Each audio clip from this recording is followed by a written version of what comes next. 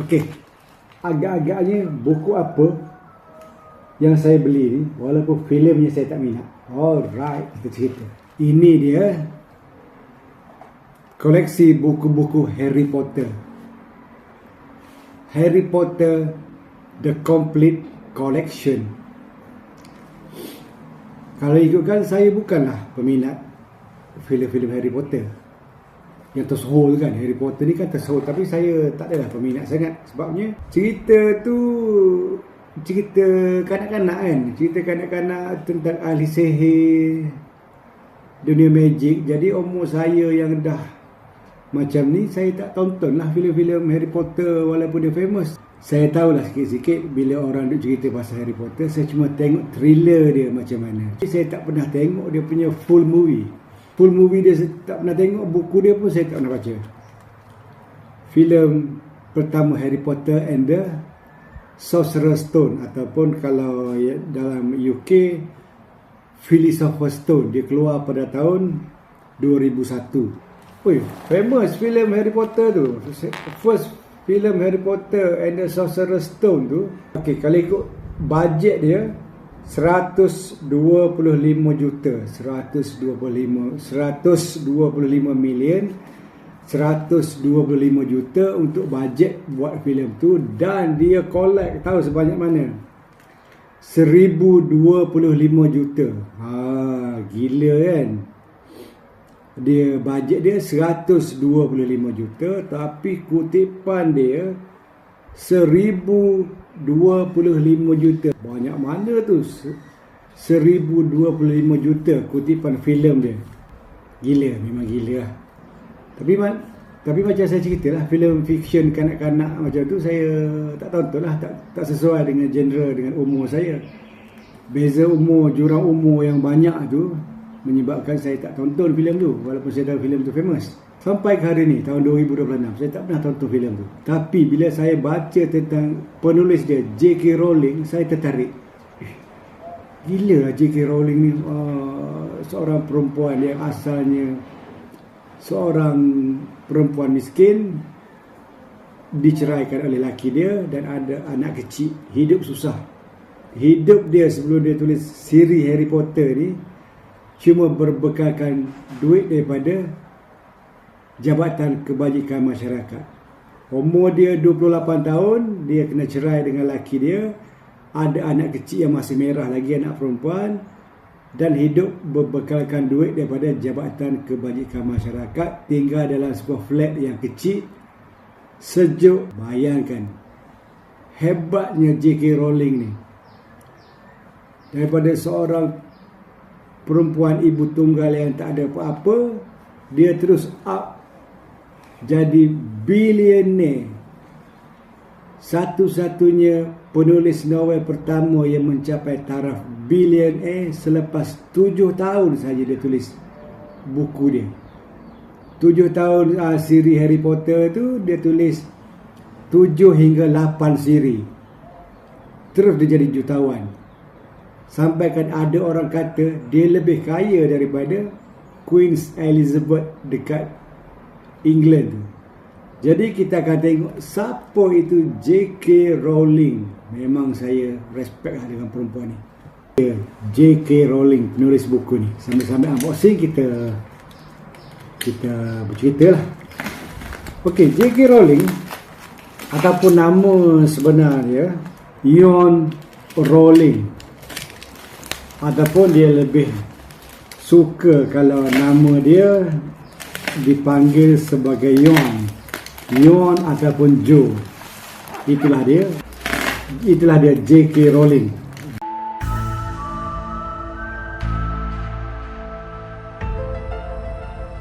J.K. Rowling, Yon, dia lahir pada 31 Julai 1965. Maknanya untuk tahun 2026 ni umur dia sudah 61 tahun. Umur dia sudah 61 tahun. Dia tak ada nama tengah ataupun middle name. Dia tak ada nama tengah ataupun middle name. Jadi bila buku pertama dia nak diterbitkan, buku Harry Potter and the Sorcerer's Stone nak diterbitkan, Penerbit kata macam ni, kata puan, kita kalau penulis perempuan, orang jarang suka beli buku penulis perempuan, orang jarang suka beli. Jadi puan kena tukar nama sikit. Kena tukar nama. Dia kata nak tukar nama. Apa nama dia? Memang Joanne Rowling, tak ada nama tengah. Jadi dia kata okey, macam ni lah. Penerbit kata puan cari nama yang ada initial name, tak bunyi macam perempuan sangat. Dia fikir-fikir, dia kata okey lah, kalau macam tu letak K kat tengah. Daripada nama asal dia Joanne Rowling, dia letak nama nenek sebelah bapa dia, Kathleen Rowling. So nenek dia nama Kathleen Rowling, nama dia Joanne Rowling. Jadi dia ambil K, nama nenek dia tu dia letak tengah. Jadi initial name dia, jadi J.K. Rowling. Oh, ini dia bukunya. Kalau ikut kisah penulis ni, J.K. Rowling ni, dia bukan orang yang senang. Umur dia 28 tahun, dia kena cerai dengan, ya, ini buku dia. Tebalnya buku set. Umur dia 28 tahun, dia kena cerai dengan lelaki dia. Dia berbangsa British lah, dia orang UK, orang England. Dia diceraikan oleh laki dia semasa umur dia 28 tahun. Masa tu dia ada seorang anak perempuan yang masih merah lagi, kecil lagi baby tu. Jadi masa 28 tahun, dia kata dia ni loser lah hidup dia. Seorang yang loser hidup dia, umur 28 tahun, baru kena cerai dengan laki. Duit tak ada, hidup susah. Hidup dia masa tu dalam satu apartmen kecil, apartmen atau flat kecil di pinggir bandar London, tanpa pemanas dalam rumah. Jadi bila musim sejuk, dia kesejukan lah dia dan anak kecil dia dalam flat tu, dalam apartmen tu. Dia kahwin pun dengan, kalau tak silap, laki dia tu pun penulis berbangsa Portugis.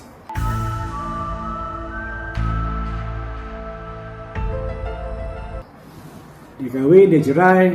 Dan Joanne ni, J.K. Rowling ni, dia memang menulis. Dia kata dia menulis daripada umur dia 6 tahun. Dia memang seorang penulis. Tapi masa tu nama dia belum ada. Dia tak ada lagi buku-buku bagus yang dia keluarkan, J.K. Rowling. Okey, sebelum kita cerita pasal J.K. Rowling, kita tengok buku ni. Set lengkap. Ada 7 siri, complete set. Maknanya saya tengok dekat sini buku ni, J.K. Rowling, Harry Potter, The Complete Collection. Saya terkejut juga bila saya jumpa dalam marketplace. Saya tengok buku ni murah pula, seller tu jual. Nampak harga asal dia. Harga asal dia daripada MPH RM285. Daripada MPH ada situ. Daripada MPH RM285 harga asal dia daripada MPH. Saya tengok dalam Shopee, kalau kita tap Shopee yang ni dalam 300 lebih. Satu set dalam 300 lebih lah. Buku baru dalam 300 lebih. Buku ni dalam Google saya tengok dalam 300 lebih. Kalau set baru dekat sini, masa dia beli dulu, seller ni beli RM285. Ada lagi tag price. Tapi saya beli dengan seller ni dalam marketplace, dia jual RM135. Saya beli RM135 harga dia dalam marketplace. Campur postage RM8 jadi RM143 lah saya bayar untuk buku ni full set. Untunglah ni dapat separuh harga daripada harga asal. Ini dah tentu original lah, MPH.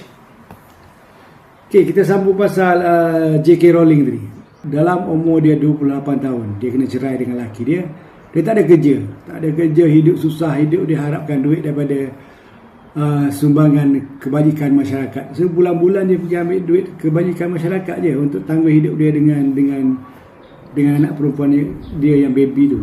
Jadi dia fikir macam mana aku nak ubah hidup aku. Dia kata, aku ni boleh menulis tapi tak ada lagi buku-buku bagus yang aku tulis.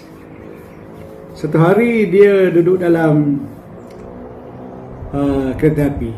Subway tu hari tu punyalah crowded. Dia pun duduk terperuk dekat stesen kereta api tu. Dia fikir, aku nak tulis buku lah. Satu buku yang orang lain belum pernah tulis, dia kata. Tiba-tiba idea pasal Harry Potter ni, dunia kanak-kanak magic, ahli sihir kanak-kanak dalam dunia yang tak pernah penulis lain tulis. Dia fikir aku nak tulis lah buku-buku macam ni. Tak tahulah orang nak baca ke tak. Dia kata buku macam ni. Sebab dia kata dalam market belum ada orang pernah tulis lagi. Jadi dia pun mulalah menulis. Ini first buku dia.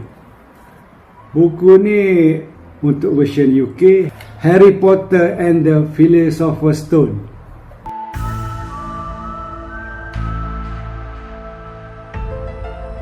Ini buku pertama yang dia tulis. Cerita dia tulis buku ni, rumah dia sejuk, tak ada alat pemanas dalam musim sejuk, musim salji memang sejuklah rumah dia. Jadi salah satu cara dia nak tulis buku ni, dia time tu tak ada notepad, tak ada laptop, tak ada. Dia cuma ada pen dengan buku nota murah sahaja. So dalam kesejukan tu, dalam salji tu, dia tolak anak dia atas stroller, pergi ke satu kafe. Apa nama kafe tu? Kejap saya cari, lupa. Elephant apa tak nama.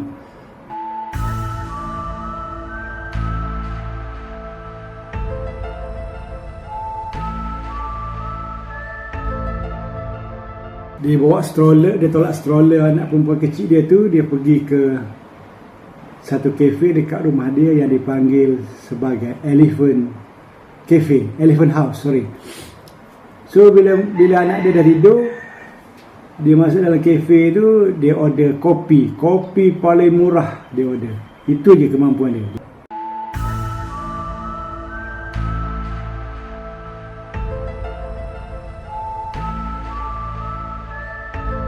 Dia order kopi. Dia pun mula menulis gila-gila atas buku nota murah dia. Tak ada notepad, tak ada laptop. Dia cuma tulis tangan. Dia tulis buku ni, manuskrip dia tahun 1993. Kejap saya cek. Panjang betul sejarah dia. Saya pun tak boleh ingat ni. Nak kena buat nota. Panjang sangat dia punya story J.K. Rowling ni. Jadi tahun 93 dia buat manuskrip. Dia start tulis manuskrip Harry Potter ni. First kali yang ni, Harry Potter and the Philosopher's Stone yang ni. Tahun 93 dia tulis.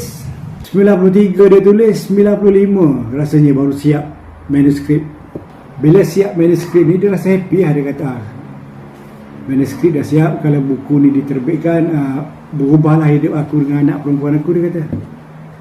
Dia pun pergi jumpa ejen penerbit. Bukan sekali, bukan dua kali, bukan tiga kali, 12 kali buku manuskrip dia kena reject. Penerbit kata, siapa puan nak baca buku kanak-kanak, buku kisah kanak-kanak ahli sihir ni. Buku puan pula tebal bukunya. Kanak-kanak mana baca buku tebal macam ni. Puan pula perempuan, memang pembeli tak suka penulis perempuan. Dia kata kurang suka dengan penulis perempuan dekat UK masa tu. Kena reject manuskrip dia, sedih lah. Dia kata aduh, aku dah dekat 2 tahun tulis manuskrip ni, tak ada orang nak terbitkan buku aku. Selepas 12 kali ke-13 dia jumpa dengan ejen syarikat buku ni, Bloomsbury UK ni antara penerbit besar dekat UK, Bloomsbury UK. Ejen tu kata, tak tahulah puan buku ni boleh jual ke tak, tapi tak apalah, saya ambil lah dulu manuskrip ni. Dia ambil manuskrip tu, dia bawa balik kat rumah. Dia bawa balik manuskrip tu dekat rumah. Dia tak baca pun. Dia pun tak minat nak baca. Dia kata, apa benda lah manuskrip cerita pasal ahli sihir budak-budak ni.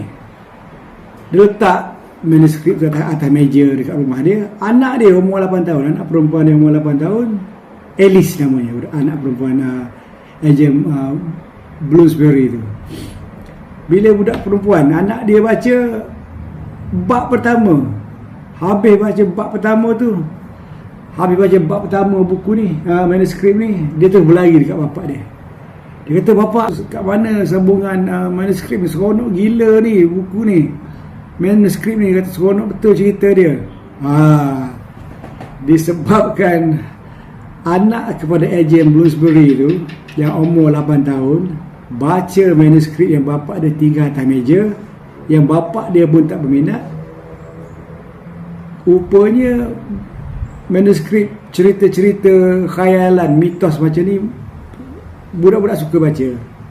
Jadi ejen tu panggil lah J.K. Rowling. Dia kata macam ni, "Puan, kita boleh terbitkan buku ni, tapi bayaran pendahuluan kita murah lah kita bagi, sebab kita tak tahu macam mana potensi buku ni." Masa tu dia cuba bayar advance. Dia bayar wang pendahuluan £1,500, bersamaan lebih kurang 8,000 duit Malaysia. Tak banyak lah 8,000 duit Malaysia, tapi dia sebab dia kata, "Aku tak ada duit," kan. Dia orang kata, "Saya tak ada duit, anak saya nak makan, ambil je lah 8,000 dolar, sorry, 8,000 ringgit, £1,500. Nak dijadikan cerita, rezeki dia bila buku ni dikeluarkan tahun 1997. Meletup buku ni, meletup buku Harry Potter yang first series ni meletup. Tahun 1997 buku ni meletup dekat UK. Jadi US pun dapat tempias. Mereka pun cetak buku ni pada tahun 1998. 1 hari bulan 9 1998 dia cetak. US pula cetak. Meletup satu dunia. Meletup satu dunia bila J.K. Rowling tengok buku dia dah ada sambutan. Dia pun start karang buku lain, buku siri Harry Potter. Bila buku pertama dia meletup pada tahun 1997, Harry Potter and the Philosopher's Stone, buku ni tahun 97, buku pertama dia meletup tahun 97. Jadi J.K. Rowling dia tulis buku sambungan seterusnya. Ini tahun 97. Ini Harry Potter The Chamber of Secret, dia tulis tahun kemudian pada tahun 1998. Chamber of Secret dia tulis tahun 1998. Setahun selepas tu, tahun 1999, dia tulis pula buku ni, Harry Potter and the Prisoners of Azkaban. Harry Potter and the Prisoners of Azkaban tahun 1999. Dan tahun 2000 dia tulis buku ni, Harry Potter and the Order of Phoenix. So maknanya bila buku dia tadi meletup, setiap tahun dia tulis. 97 buku pertama, 98 buku kedua, 99 buku ketiga, dan tahun 2000 buku keempat. Itu dia 4 buku yang dia tulis berturut-turut, 97, 98, 99, 2000. Dia rest 3 tahun. Dia rest 3 tahun, dia keluarkan buku ni, Harry Potter and the Order of the Phoenix. Ini tahun 2003.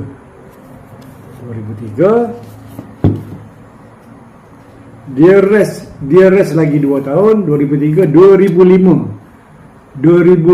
dia keluarkan buku ni, Harry Potter and the Half-Blood Prince. Harry Potter and Half-Blood Prince tahun 2005. Last buku untuk 7 siri Harry Potter dia yang ni. Dia rest lagi 2 tahun, daripada 2005 sampai ke 2007 dia keluarkan buku ni.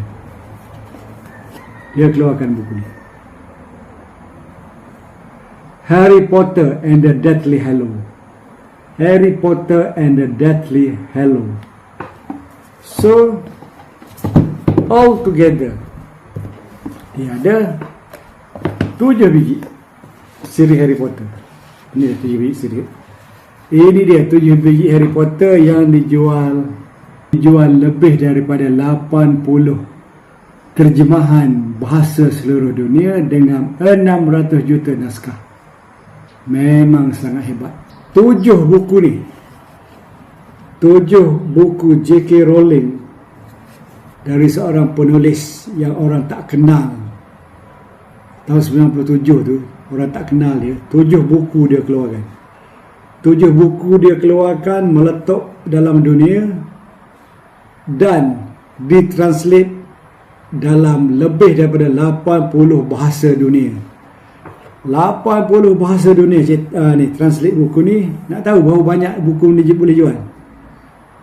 600 juta kopi. Oh gila 600 juta kopi. Kau bayangkan 7 buku ni dia boleh jual 600 juta kopi. Bukan 6 juta kopi, 600 juta kopi. Bayangkan 600 juta kopi tu, kalau bodoh-bodoh kita kira, kita duit Malaysia ni RM1 royalty satu buku, 600 juta duit Malaysia dia dapat daripada dia beli buku. Tapi itu bukan RM1 Malaysia, dia dikira dalam pound sterling ataupun dia dikira sebagai pound sterling ataupun dalam US. Saya rasa dia kira dalam pound sterling kalau dekat UK, dan royalty daripada US USA dollar.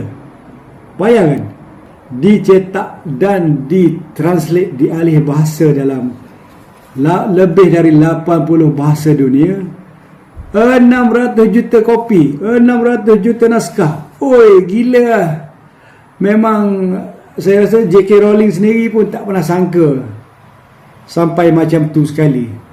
Dia punya kejayaan buku-buku yang dia berangan dia tulis ni secara berangan dia. Dia fikir apa benda buku saya nak tulis. Okeylah, dia kata, apa kata kalau saya cipta satu dunia khayalan yang penuh dengan magic, yang penuh dengan dongeng, yang penuh dengan magic, yang penuh dengan kisah dongeng yang berkaitan dengan mitos.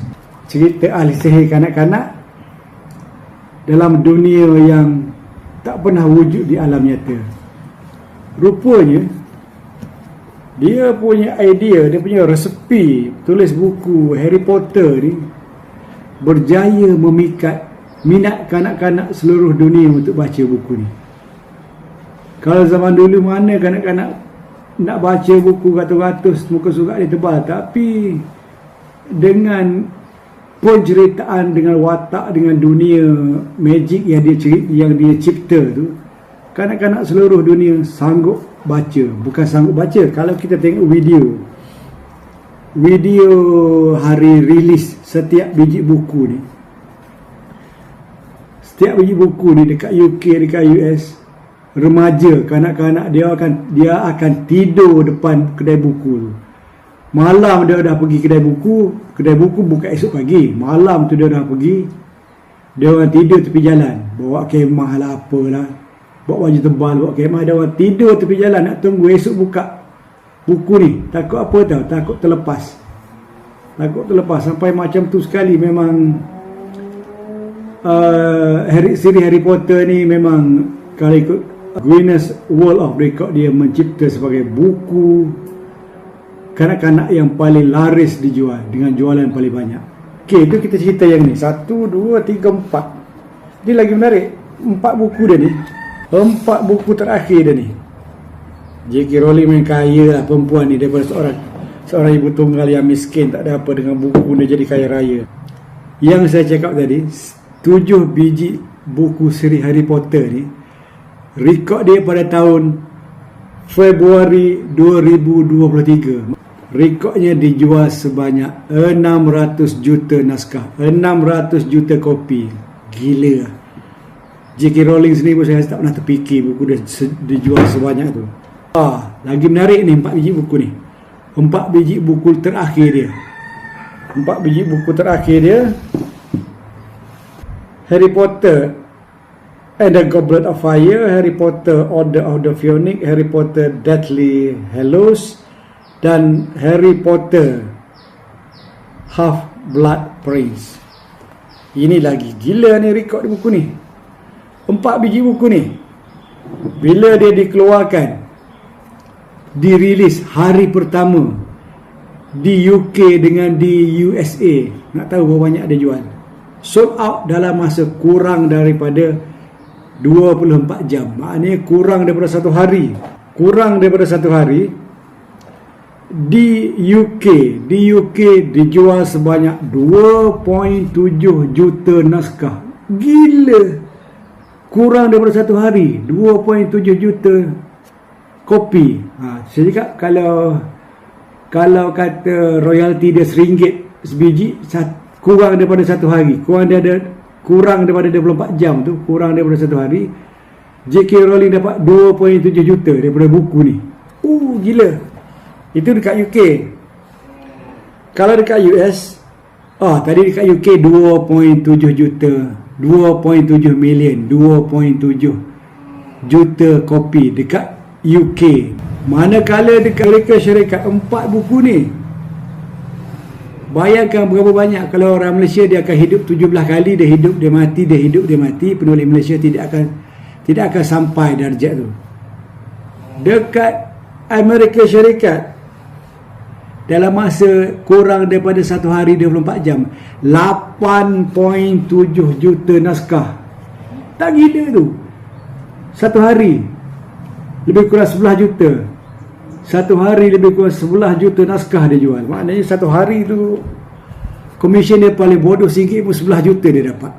Gila lah. So J.K. Rowling ni, daripada bila dia dah berjaya dengan buku-buku ni, lepas tu syarikat Warner Bros beli untuk buat filem.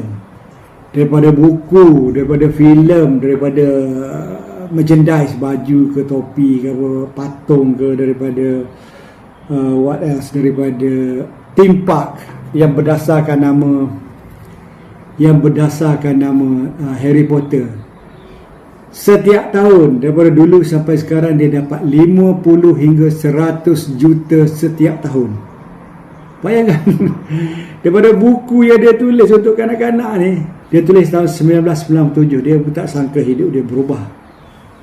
Dia boleh dapat setiap tahun yang 600 juta kopi, tak tahu berapa ratus juta dia dapat tu lain cerita. Yang ni cerita dia setiap tahun. Setiap tahun dia boleh dapat 50 hingga 100 juta dolar. Gila lah. Sampai kan, daripada seorang ibu tunggal yang miskin, tahun 2004 dia dinobatkan sebagai seorang billionaire, seorang jutawan, dan penulis novel pertama yang mencapai taraf jutawan tu. Okey, kita faham, kita saja cerita jutawan, juta. Kalau sebab network dia, nilai diri dia, nilai kekayaan dia dikatakan 1.2 bilion. Okey, kita cerita bilion dengan million. Kalau bahasa Malaysia kita cuma sebut juta kan. Dalam bahasa Malaysia bilion, million ni kita cuma sebut juta. 1 juta ringgit, 2 juta ringgit. Tapi kalau Mak Saleh, dia akan sebut sebagai billion dan million. Million maknanya million, 1 juta maknanya 1,000 ribu. 100 ribu, 200 ribu, 300 ribu, 500 ribu, 800 ribu, 900 ribu, 1,000 ribu adalah 1 juta. Okey, selepas 900 ribu, 1,000 ribu adalah sejuta. Okey, 1,000 ribu adalah 1 juta. 1 juta equal to, kalau dalam bahasa English, 1 million. 1M. 1 million maknanya 1 juta. Duit 1,000 ribu adalah 1,000 ribu. Selepas 900 ribu, 1,000 ribu adalah 1 juta. Okey, itu 1 juta. 1 million. Berapa nilai 1 bilion? Kalau kita Malaysia, kita akan panggil 1 juta juta juga. Tak ada million dengan bilion. 1 bilion Mak Saleh ni, kalau nak kata duit tu, kalau kita ada, kita akan makan, tak tahulah, tak habis kot. 1 bilion adalah sejuta-juta. Banyak atas juta-juta. Kita ada 1 juta, 10 juta, 500 juta, 800 juta, 900 juta, 1000 juta, sampailah 1 sejuta, baru 1 bilion. Oh, bayangkan dulu Najib curi duit negara 24 juta lebih pun orang dah bising kan. 24 million, 24 juta. Najib curi 24 juta pun orang dah bising. Ini harta J.K. Rowling 1 sejuta. Oi, gila lah. Sejuta-juta tu kalau kita tekan ATM, rasanya tak muat skrin ATM tu. Tak tahu berapa biji kosong ada. Nilai dia J.K. Rowling 1.2 bilion daripada seorang ibu tunggal yang miskin yang makan mengharapkan duit bantuan kewajikan masyarakat lah, lebih kurang sana, society lebih kurang macam tu. Sekarang menjadi seorang jutawan. Mesti laki dia yang ceraikan, dia mesti menyesal. Saya silap dah bunuh diri tu laki dia. Dia punya menyesal tu dah bunuh diri. Jadi macam saya cakap, Harry Potter ni bukanlah movie yang saya minat. Saya tak pernah tengok pun movie dia. Saya tak pernah tengok movie dia, Harry Potter. Full movie saya tak pernah tengok. Saya tak pernah tengok pun movie dia sampai sekarang. Saya cuma tengok trailer saja. Saya tahulah sikit-sikit, cuma tengok trailer saja. Tapi untuk buku Harry Potter ni, set Harry Potter 7 biji ni dikategorikan sebagai kesusasteraan baru abad ke-20. Jadi sebagai seorang pengumpul buku, ini adalah buku yang wajib ada, yang perlu ada sebagai seorang pengumpul buku.